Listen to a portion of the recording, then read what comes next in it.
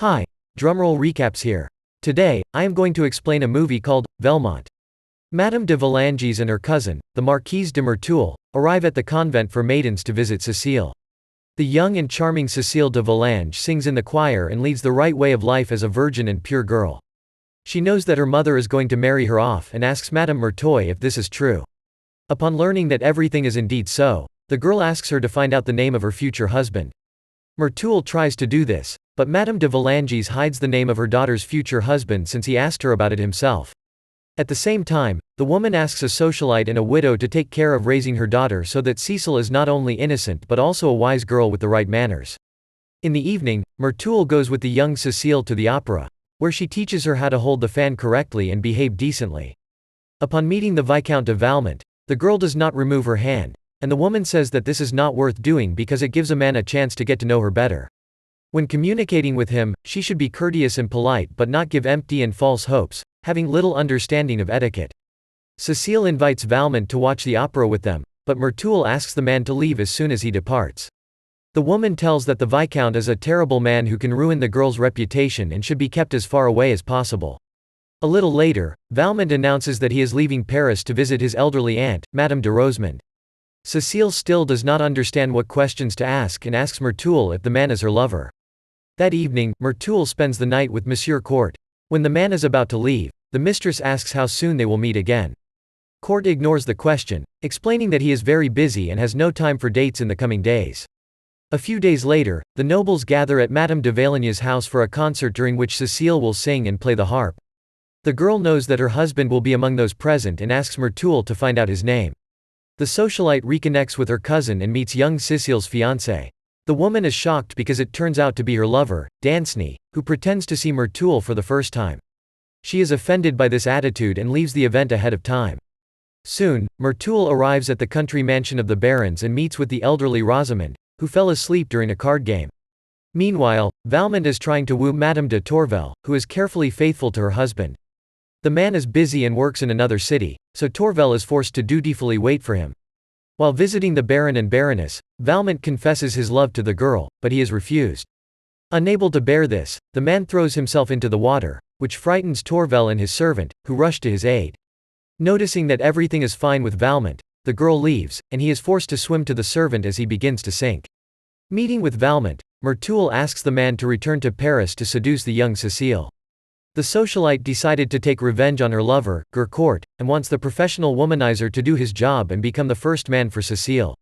She is sure that this will offend Court because he values her innocence the most in his future wife. Valmont is flattered by such an offer but refuses, as he is in love with the charming Madame de Tourvel. In the evening, during dinner, Merteuil decides to provoke a married woman into an open conversation. She repeatedly hints at Valmont's sympathy for her and checks the girl's reaction to this.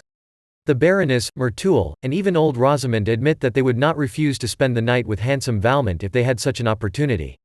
Tourvel is not able to do the same, since she has a husband, and she replies that decency and loyalty are important to her. Merteuil is surprised that Valmont is trying to woo such a modest person and invites him to abandon her because he will never spend the night with this girl. Without doubting his strength, the man offers a bet. If he achieves his goal with Madame de Tourvel, Merteuil will spend the night with him, and if not, he will go to the monastery and repent of his sins, sprinkling ashes on his head. As soon as everyone goes to bed, Valmont goes to the Baroness's bedroom to spend the night with her. A couple of days later, Merteuil returns to Paris and meets with Cécile's mother.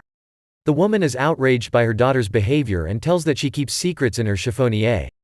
Madame de Valanges opened it and found letters from Danceny, a guy teaching a young lady how to play the harp. Merteuil offers help and communicates with Cécile to make sure that the girl is in love with her teacher. As soon as the young lady runs to the living room to bring her letters, Merteuil follows her and learns that the girl hides letters in the strings of the harp, covering it with a cover. She decides to use the love of the innocent Cécile to spoil the future marriage of her lover, Court. She helps the girl write a romantic letter to Danceny and comforts her mother by telling her all the details. During the next class, Madame de Valanges notices how the teacher hides a letter in the harp and kicks him out of the house, which greatly upsets her daughter. Continuing to implement her insidious plan, Merteuil helps the couple keep secret correspondence and decides to arrange a meeting for them. She tells Cécile how to behave and offers to run away from home as soon as she and her mother go to the opera. The women leave, and the young girl goes on a date with Danceny. Myrtle thought of everything, and her servant helped Cecile put on a revealing outfit. Leaving the couple alone, the socialite's assistant left the room and began to spy on the couple. Young and naive Danceny, instead of spending the night with his beloved, teaches her to play the harp. Madame de Valanges decides to take pity on her daughter, whom she put under house arrest, and hurries home. Realizing that the plan can be exposed, Myrtle hurries to Cecile and takes her to the opera so that her mother does not find out about the meeting with the music teacher. Madame de Valanges is thinking about returning her daughter to the convent before the wedding day. However, Myrtle comes up with a superior idea and goes with Cecile to the countryside at the Baron's estate. Meanwhile, Valmont persists in seeking a way into Madame de Tourvel's heart. He invites her on a hunting trip and entices her into a romantic date within a garden adorned with food and musicians performing exclusively for them. Although all of this touches the girl, she remains steadfast in resisting the charms of an experienced womaness. Additionally, Madame de Tourvel receives an anonymous letter advising her to steer clear of Valmont, warning that he intends to exploit her like he has with other women. The Viscount is unable to defend himself and simply departs, asserting the sincerity of his feelings. Meanwhile, in Paris, the young Danceny is selected to join Durcourt's regiment. Unlike his peers, he adeptly wields his sword and earns respect from Monsieur Durcourt.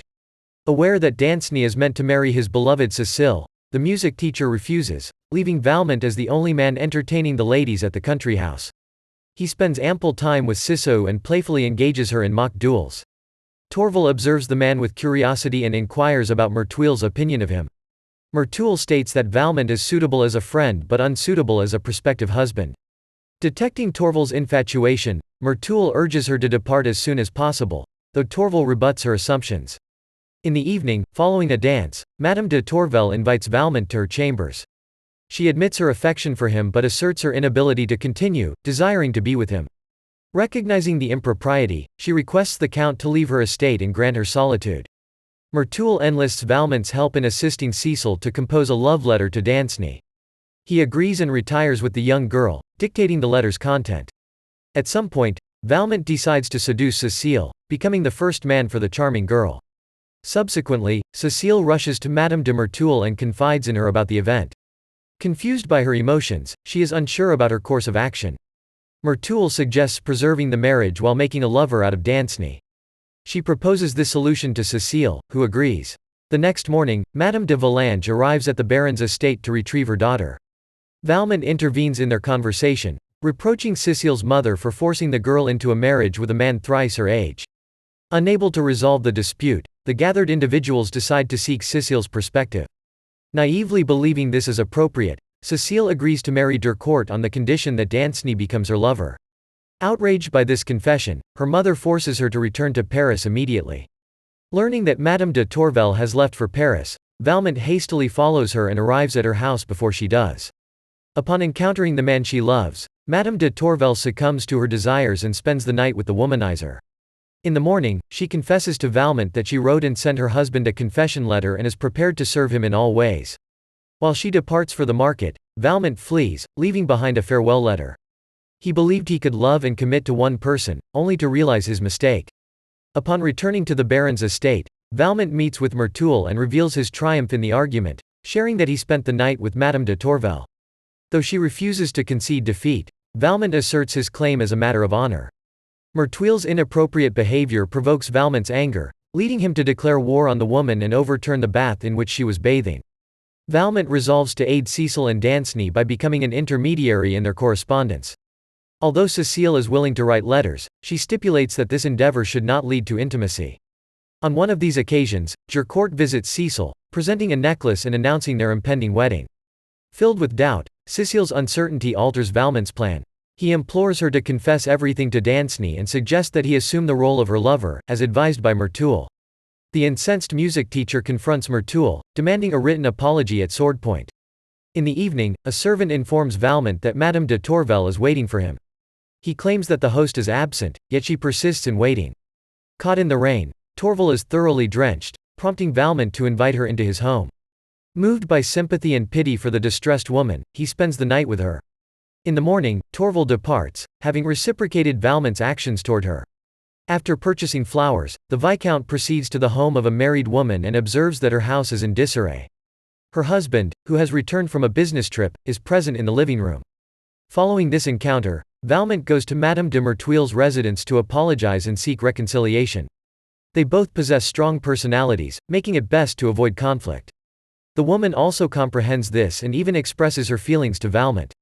However, it soon becomes apparent that she is merely toying with him. As it turns out, Merteuil informed Danceny that Valmont had become Cécile's first lover. Moreover, she did so with the intention of spending the night with him. Disheartened, Valmont strikes Merteuil in the face for disrupting the happiness of the enamored couple. In an effort to rectify the situation, Valmont acquires inconspicuous men's attire and hastens to Madame de Valanges' house. The servant initially denies him entry, but Valmont persuades the man with a shower of silver coins to allow his passage. He proposes to Cécile that they change clothes and elope. However, Merteuil had already arrived earlier and disclosed everything to the girl. Unprepared to flee, Cécile resolves to become Durcourt's wife since Danceny betrayed her and his affections for her.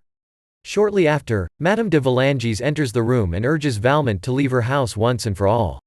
Upon returning home, Valmont encounters Danceny's seconds, who inform him that Danceny has challenged him to a duel and awaits their meeting. During the night, Valmont visits a nearby tavern and hires 3 inebriated men to serve as his seconds for the impending duel. Inebriated himself, he arrives at the dueling site the next morning, causing offense. Danceny refuses to engage in a duel with a drunken opponent, considering it beneath his dignity.